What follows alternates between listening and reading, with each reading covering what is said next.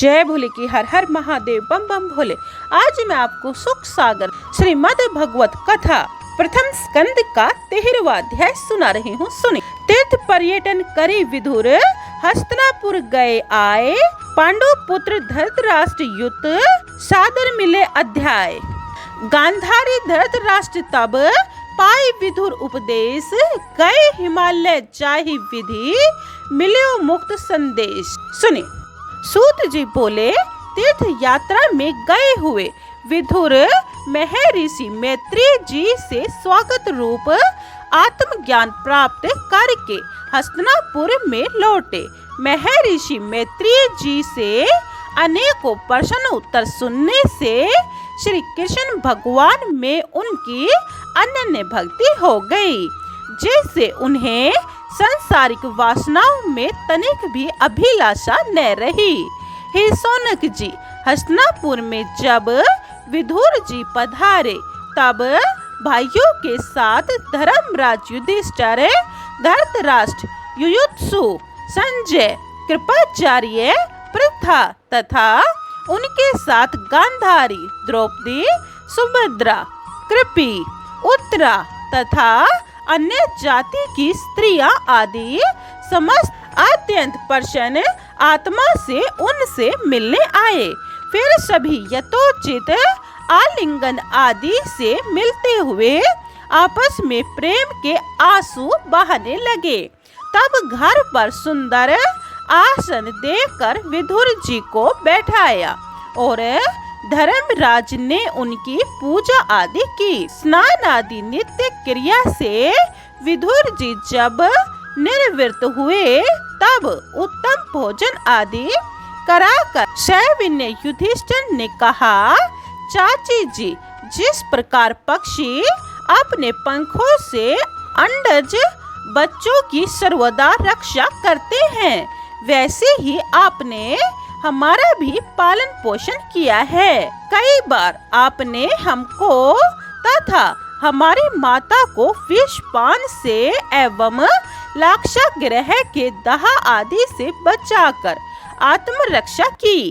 क्या आप हमारा वहाँ कभी कभी स्मरण करते थे? तीर्थ यात्रा करते हुए आपने देह वृद्धि कैसे की और आपने कौन कौन से तीर्थ सेवन किए, यह तो हमें बताइए।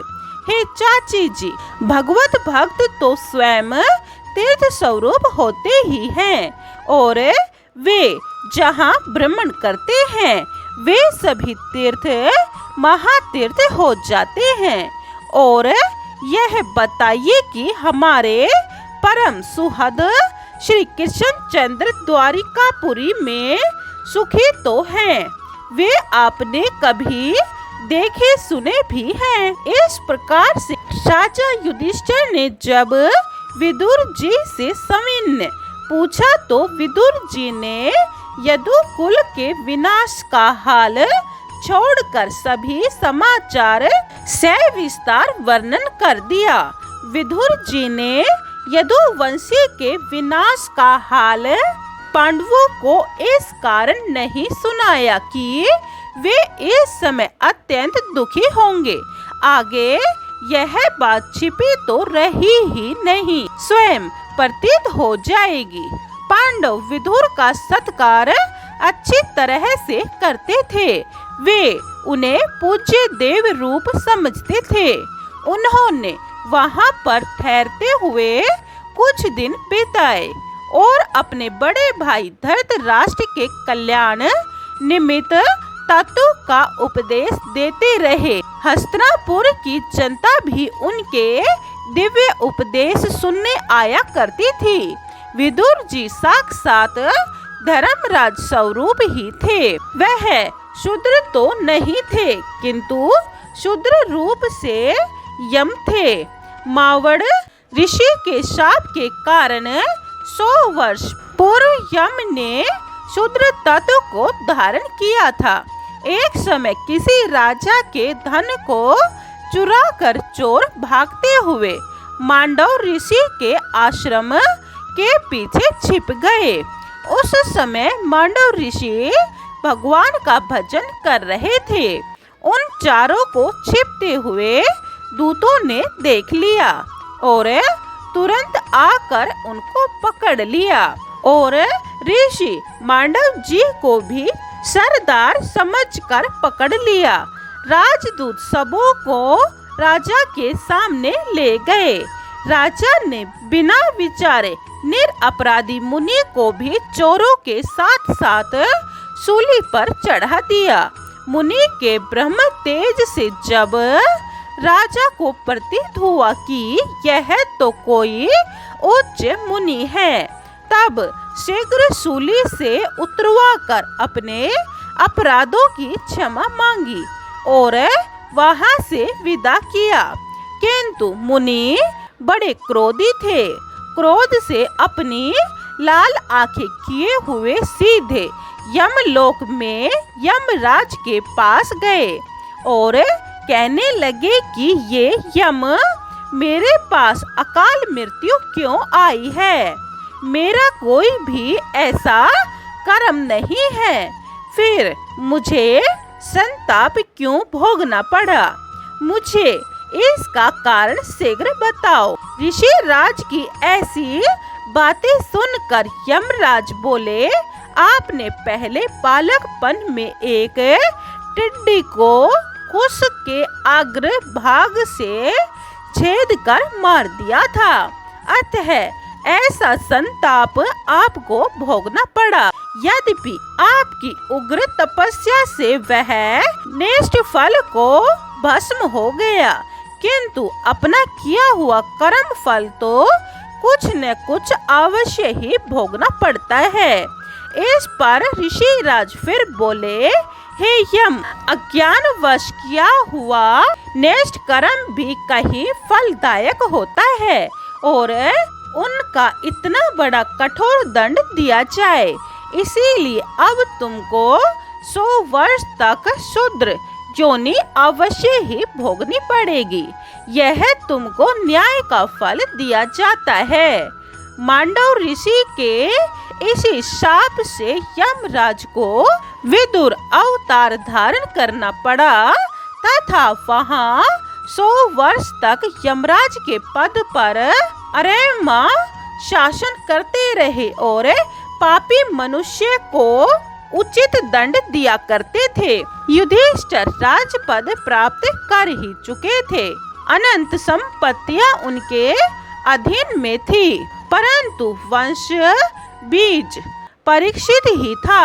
युधिष्ठिर के छोटे चारों भाई पराक्रमी तथा लोकपालों के सदृश्य तेजस्वी थे। सबों का आनंद से जीवन व्यतीत होता था। सभी पांडव अपने गृहस्थ के कार्यों में ऐसे लिप्त हो गए थे कि उन्हें अपनी मृत्यु तक की भी कोई सुध बुध न रही। काल की गति बड़ी ही विचित्र है, उसे कोई भी नहीं रोक सकता, चाहे वह कितना ही भारी वीर क्यों न हो। किंतु ज्ञानी विदुर इस विषय को पहले से ही जानते थे। वे काल की गति समझकर अपने बड़े भाई धृतराष्ट्र को कहने लगे, हे ज्येष्ठ बंधु, अब शीघ्र ही घर से निकल जाइए। यह कठिन दुरंत काल प्राप्त हुआ है, उसे आप देखिए। इसे दूर करने का कोई भी उपाय नहीं दिखता। अरे, इस काल भगवान की प्रतिक्रिया प्रिय प्राणों से भी जीव को पृथक कर देती है। अब आपका अंतिम समय आ चुका। वृद्ध अवस्था आपको घेरे हुए है, फिर भी आप इस पराय धन में रहते हुए बेसुध हो रहे हैं और अपने पुत्र के मारने वाले भीमसेन के ही दिए हुए अन्न को खाते हुए कुत्ते की भांति अपना जीवन बिता रहे हैं। इन पांडवों को आपने अग्नि में प्रक्षिप्त कर जलाना चाहा, विष देकर मार डालना चाहा। इनकी स्त्री द्रौपदी का भी सभा में घोर अपमान किया। उन्हें पांडव के दिए हुए अन्न से निज जीवन बिताना क्यों प्रशंसनीय है? क्या आपकी शोभा इसी तरह से होगी? हे धृतराष्ट्र, जिस प्रकार मनुष्य जीर्ण वस्त्र का त्याग कर नवीन वस्त्र धारण कर लेता है, वैसे ही जीवात्मा पुरानी देह त्याग कर नई देह में प्रवेश कर जाती है। अतः इस देह से ममता मोह त्याग दो, इससे आपका कोई स्वार्थ सिद्ध न होगा। संसार बंधन का कारण है। संसारिक मोह त्यागे बिना कदापि सुख नहीं मिलता। इस नाशवान शरीर पर अभिमान करना नितांत मूर्खता है।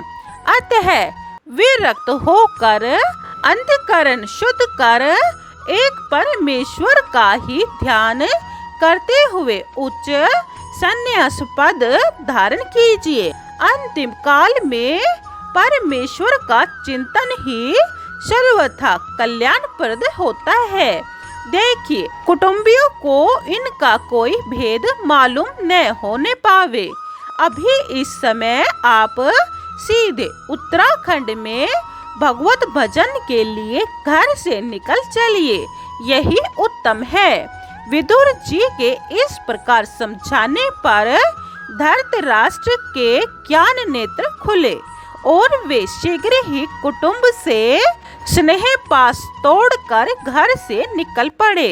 आंखों पर पट्टी बंधी हुई पतिव्रता गांधारी भी अपने पति के पीछे पीछे हिमालय पर्वत की ओर चलने लगी और साथ में विधुर मार्ग बताते हुए आगे आगे चलने लगे।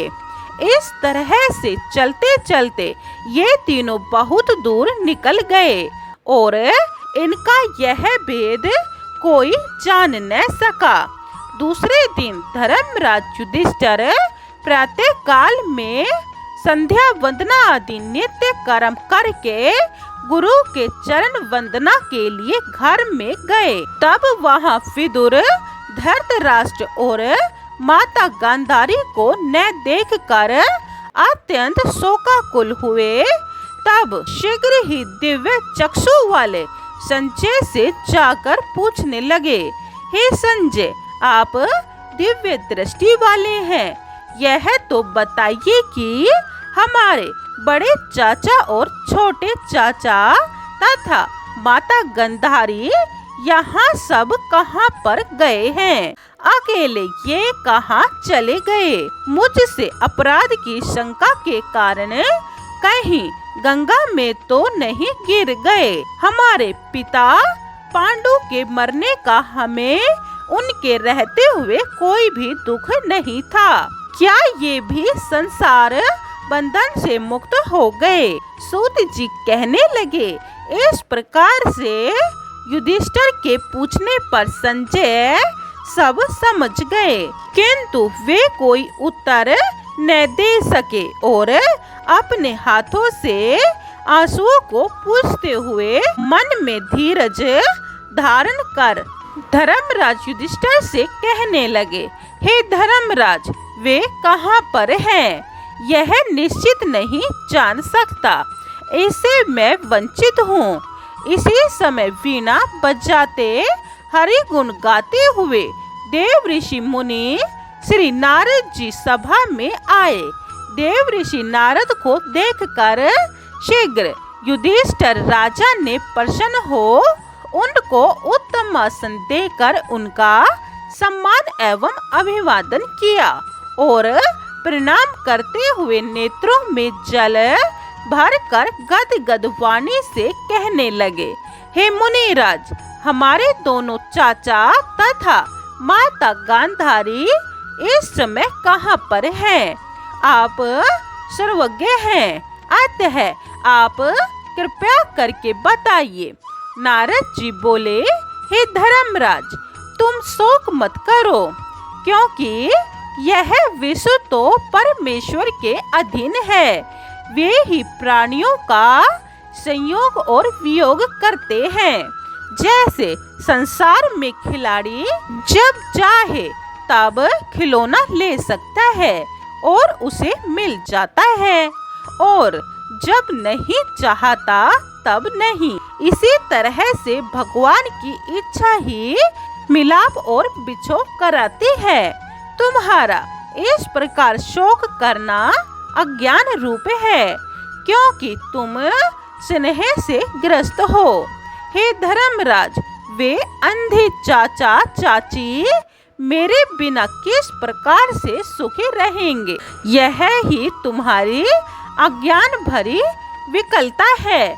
सबों का सुख दुख देने वाला अपना किया हुआ कर्म ही होता है।